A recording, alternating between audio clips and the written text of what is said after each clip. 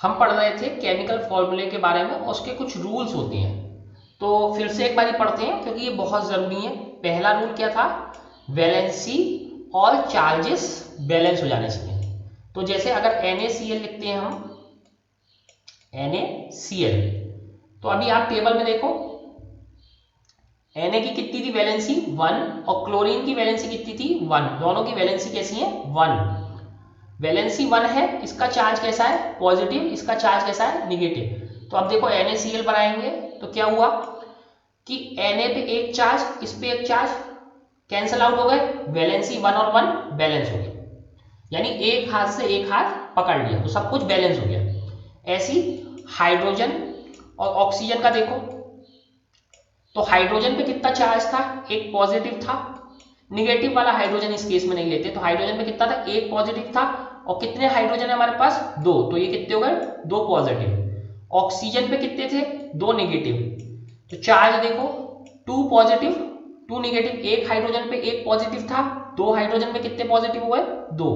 Oxygen पे कितने थे? 2 निगेटिव। ऑक्सीजन की वैलेंसी कितनी थी? 2। हाइड्रोजन की कितनी वैलेंसी थी? 1, बट कितने हाइड्रोजन है यहाँ पे? 2। तो देखो, तो हाइड्रोजन की भी वैलेंसी कंप्लीट हो गई, ऑक्सीजन की भी, और चार्ज भी न्यूट्रल हो गया। तो इस तरीके से हम फॉर्मूले लिखते चले जाते हैं।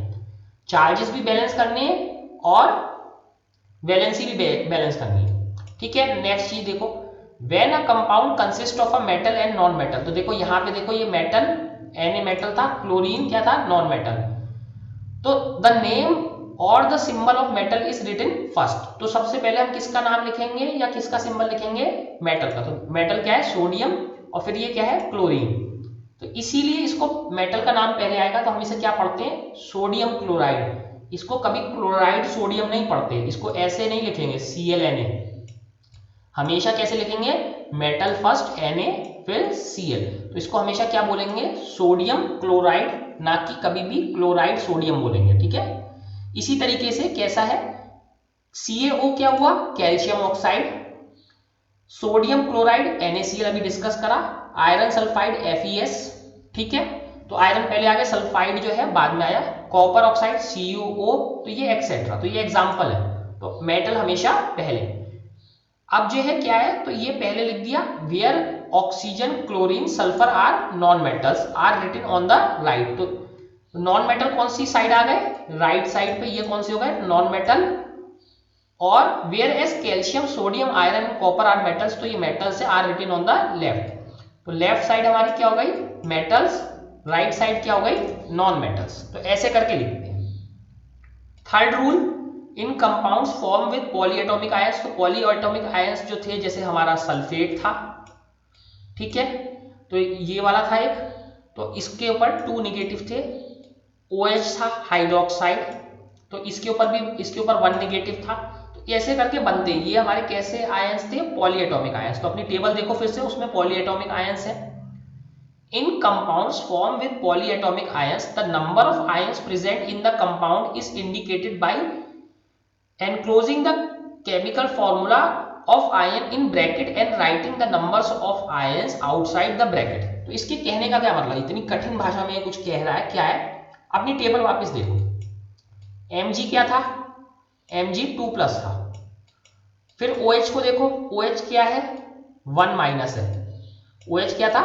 OH के ऊपर क्या था? 1- है। तो अगर Mg और OH को हमने कंबाइन करना है, तो देखो कैसे करेंगे। तो Mg ये 2 है, ये OH है। अब इसके ऊपर तो एक माइनस है, यहाँ कितने हैं? 2 है पॉजिटिव, तो ये तो 2 पॉजिटिव है। तो हमें कितने OH चाहिए होंगे? एक माइनस वाला OH है, तो हमें OH पे भी 2- चाहिए। तो 2- कैसे होंगे? जब OH को हम 2 OH लेंगे, हम कैसे लेंगे? 2 OH।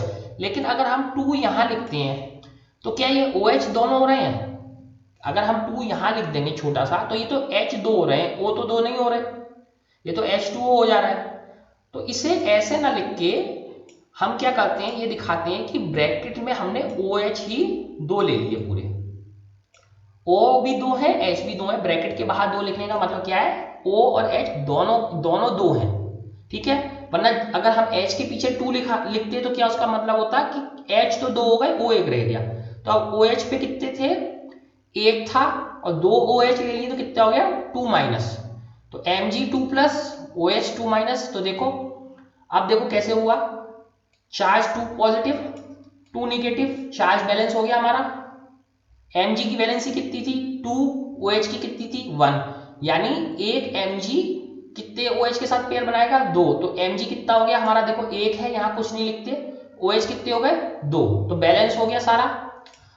तो इस तरीके से हम करके बैलेंस करते हैं सब चीजों को। अब इसके बाद देखो तो यही एग्जांपल इन्होंने दिखा रखा है MgOH होल ट्वाइस, इसको होल ट्वाइस बोलते हैं, MgOH का होल ट्वाइस। होल का मतलब कि OH पे पूरे पे ब्रैकेट है, पूरा 2 है, जबकि MgOH2 बोलोगे तो Mg कोई इसको कैसे लिखेगा MgOH2 ऐसे लिख देगा कोई भी, गलत, ये गलत है, ये गलत है। सही कैसे लिखेंगे Mg, इसको बोलेंगे कैसे OH, OH का क्या होल ट्वाइस, इसे होल ट्वाइस बोलते हैं, OH का होल ट्वाइस, ठीक है, MgOH का होल ट्वाइस, तो ऐसे करके लिखते हैं।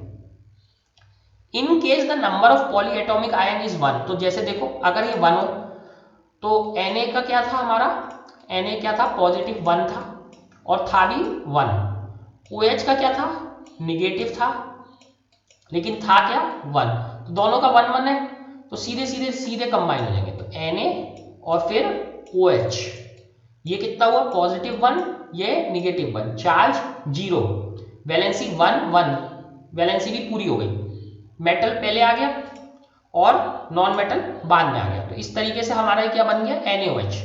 NaOH को अब पढ़ेंगे कैसे, Na क्या है सोडियम और ये OH क्या है हाइड्रोक्साइड, तो ये क्या बना सोडियम हाइड्रोक्साइड, ठीक है। अपनी टेबल में देखते रहो और बनाते रहो इसी टाइप से। तो अब ये अच्छे से समझ में आ गया, फॉर्मूले बनाने के रूल समझ में आ गए, अब फॉर्मूले बनाते हैं, अब बनाते हैं, क्योंकि रूल समझने से कुछ नहीं होता। जैसे क्रिकेट के रूल समझने से कोई किसी को क्रिकेट नहीं खेलना आ जाता, क्रिकेट खेलने जाना पड़ता है एक्चुअल में, तो ऐसी फॉर्मूले समझने से नहीं कोई फॉर्मूले बनाता, कुछ फॉर्मूले पहले बनाने पड़ते हैं। The simplest compounds which are made up of 2 different elements, तो सबसे सिंपल क्या होते हैं जो 2 डिफरेंट एलिमेंट से बनके मिलते हैं, जैसे H2O, तो ये सिंपल है, CO2 2 एलिमेंट से मिलकर बना है तो ये सिंपल है, आर कॉल्ड बाइनरी कंपाउंड्स। तो याद करो हमने डिस्कस किया था मोनो, डाई, ट्राई, ऐसे करके हमने डिस्कस किया था। तो डाई के साथ साथ कई बार इसे बाई भी बोलते हैं, ठीक है, इसे बाई भी बोलते हैं। तो इसको बाइनरी, 2 वाले को क्या बोलेंगे बाइनरी, तो इसीलिए 2 एलिमेंट के कंपाउंड को क्या बोलते हैं बाइनरी कंपाउंड। बाइनरी का मतलब 2 सिर्फ, तो 2 वाले को कंपाउंड को क्या बोलेंगे बाइनरी कंपाउंड्स। तो बाइनरी कंपाउंड्स क्या है H2O CO2, तो ये बाइनरी कंपाउंड है हमारे, जिसमें केवल 2 ही हमारे क्या हो elements. Valencies of some ions are given in table 3.6, तो टेबल 3.6 आप बना ही चुके हो अपनी कॉपी में, इसलिए मैंने पहले कह दी क्योंकि उसे सामने रख के देखोगे तो अच्छे समझ में आएंगे। You can use these two right फॉर्मूले फॉर कंपाउंड्स, तो इसका यूज करके हम केमिकल फॉर्मूले लिख सकते हैं।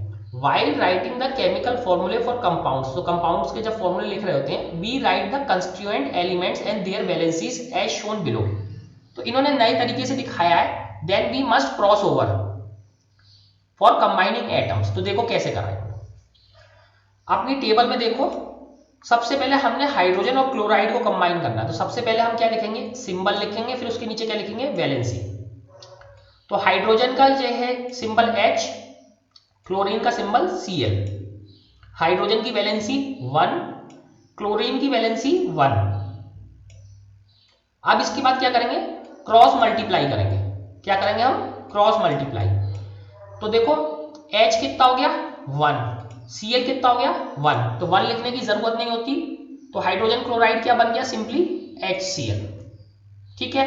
नेक्स्ट बनाते हैं, अब नेक्स्ट क्या बनाना है हमने हाइड्रोजन सल्फाइड, तो सिंबल लिख के पहले हाइड्रोजन का क्या है H, सल्फाइड का क्या है S, वैलेंसी लिखी इनकी, हाइड्रोजन की कितनी है चार्ट में देखो 1, सल्फाइड की कितनी है 2, तो देखो क्रॉस मल्टीप्लाई करा तो हाइड्रोजन कितनी हो गए 2 सल्फाइड कितने हो गए? 1। तो ये किसका फॉर्मूला बन गया?